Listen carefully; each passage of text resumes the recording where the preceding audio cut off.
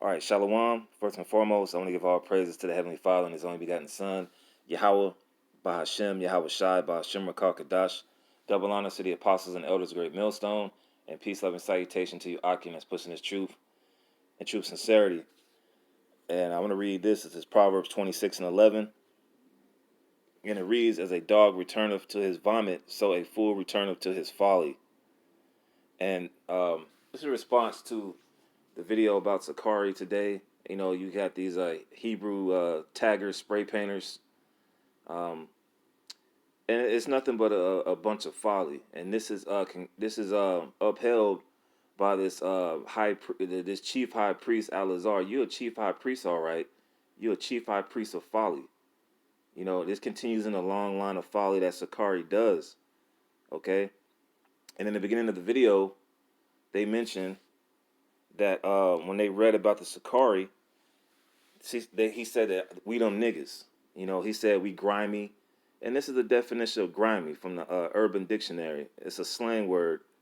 A backstabber is a grimy person, untrustworthy, doing wrong to others to gain something, selfish, willing to step on people to get on the top, doing something fucked up to anybody, even a so-called friend, if they can get something out of it.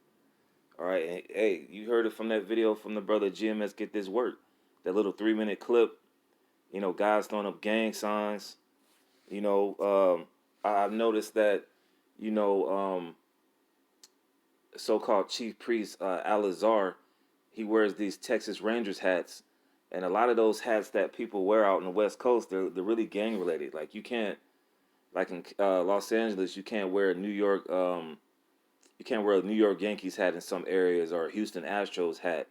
And you know these guys guys like Alazar and Deacon Hakah, they come from a culture of gang banging, and that doesn't have anything to do with this truth. The scriptures say you're supposed to be a new man in Yahushua, but hey, they don't believe in Yahushua. So this is some research that brothers put up in the group text.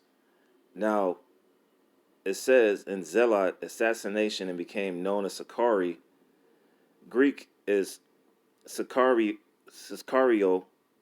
daggermen. They frequented public places with hidden daggers to strike down persons friendly to Rome. It says in the first revolt against Rome from 66 AD to 70 AD, the Zealots played a leading role, and at Masada in 73 they committed suicide rather than surrender.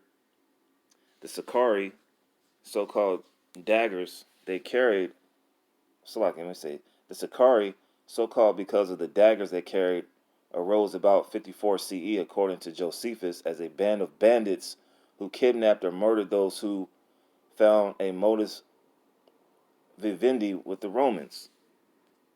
And the definition of bandit is a lawless robber, brigand, especially as part of an organized band.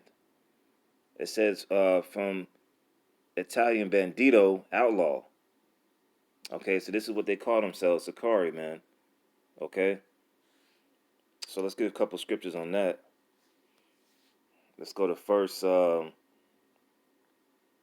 Thessalonians. Like I said, it's not the first time with Sakari, man. You know, if you go back to their page, like a year ago, they're into rapping and all that stuff, and they had this song called the Brew Walk.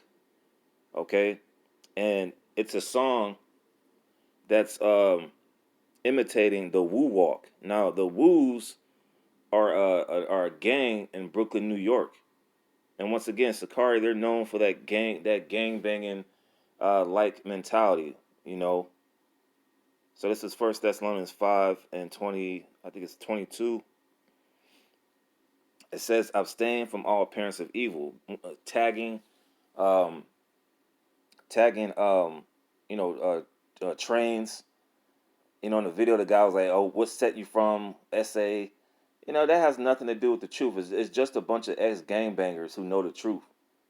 And know a few scriptures. They don't know the 100% truth. It's just a bunch of ex-gangbangers that know a few scriptures. Just like the ISUPK, they're nothing but a bunch of jailbirds who know a few scriptures, if that. So you're supposed to abstain from all appearance of evil. That gangbanging stuff, man, spray painters, taggers, that's of the world, man. Okay? 1 Corinthians 1 Corinthians 5. Excuse me, I think it's 2 Corinthians. 2 Corinthians 5 and 17. It says, therefore, if any man be hid in Hamashiach, he is a new creature. Old things are passed away. Behold, all things are become new.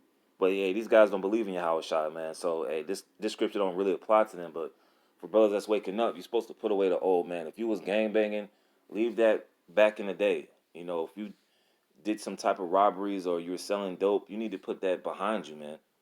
Okay? Philippians, just to back up that point, this is Philippians. I went too far.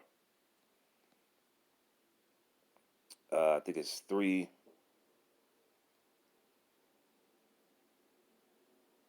Yeah, Philippians 3:13. Brethren, I count not myself to have apprehended, but this one thing I do, forgetting those things which are behind, and reaching forth unto those things which are before.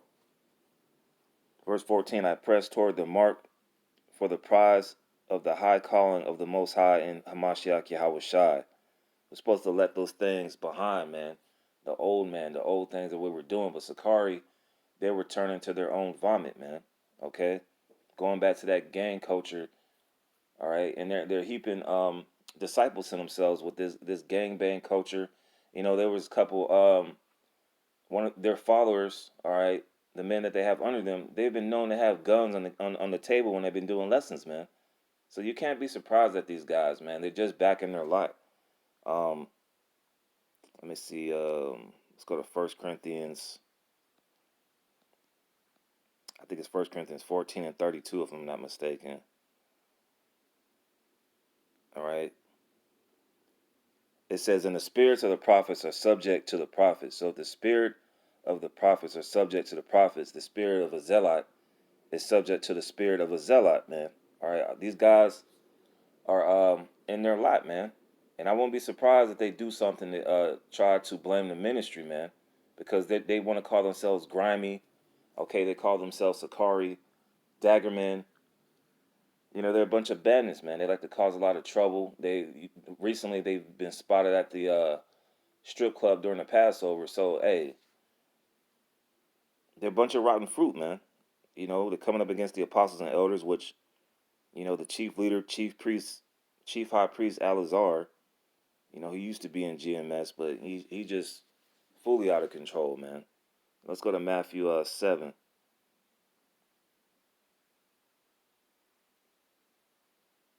All right, let's go to Matthew 7, and yeah, man, there's a lot on here. Matthew 7 and 13. Enter ye in at the straight gate, for wide is the gate, and broad is the way that leadeth to destruction, and many there be which go in through it. And there's a lot of Israelites who are going into that wide gate, man. You know, believing all these other doctrines and philosophies that these other Hebrew Israelite camps spew out through their mouth. They're not following the straight gate, man. Lord willing, we continue and endure to the end, because, you know, we got a pretty good chance while watching all these other Israelite camps and their folly, man.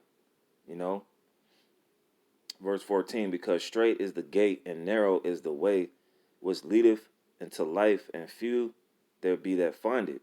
Beware of false prophets which come to you in sheep's clothing, but inwardly they are ravening wolves. They come to you with the gimmicks in the rap game and the you know, the fun and games, but they're inwardly trying to tear you up, man, with this false doctrine that they come up with. Sakari talks about we can't worship, we're not supposed to worship Yahweh Shai. He's the very one that created your ass through the spirit and power of Yahweh. Okay? Verse 16, you shall know them by their fruits. Do men gather grapes of thorns or figs of thistles? Even so, every good tree bringeth forth good fruit, but a corrupt tree bringeth forth evil fruit. A good tree cannot bring forth evil fruit, neither can a corrupt tree bring forth good fruit. Okay, they cannot, if they don't get their act together, which it doesn't look like it, they can't bring forth good fruit. Okay, this thing is about bringing men in and getting this gospel and then going out and teaching others to get the blood off your hands. These guys got a whole a bucket full of blood dripping off their hands with their antics. It says, every tree that bringeth not forth good fruit is hewn down and cast into the fire, cast into that destruction. And these other Israelite camps, they're like that rotten piece of fruit that's about to get thrown out at the grocery store. It's got mold on it. It's got like, um, it's got mold on it. It's black. You got fruit flies on it. That's their fruit. The gangbang culture, spray painting Yahweh's name on a train. What is that gonna do? That's not any. There's no edification in spray paint a train. That's not edification. It says verse 20, whereby by their fruits you shall know them. And we know Sakari, man, by their fruits. It's rotten fruit. We know they're gonna do some nigga shit. Excuse my language, but we know they're gonna do some nigga shit. Not everyone that saith unto me, Lord, Lord, shall enter into the kingdom of heaven, but he that doeth the will of my Father which is in heaven. Many will say to me in that day, Lord, Lord, have we not prophesied in thy name? And in thy name have cast out devils, and in thy name done many wonderful works. Verse 23, and then will I profess unto them, I never knew you. Depart from me, you ye that work iniquity. And that's frightening words, man. But tell that to these other camps. They think they're doing the right thing. So, hey, this is a lesson, man. And, there's been many men who've been resurfacing, like Nazariah, formerly of Israelites Tried and Refined. A lot of these guys are just trying to creep back up. But, they basically condemn themselves to the spirit and power of Yahweh Shem El Shai, man. So, this is a very fearful thing, all right? And we have to remain to be on that straight and narrow gate, all right, that leads to everlasting life through the spirit and power of Yahweh Shem El Shai. So, Lord willing, I was edifying. Till next time, Shalom.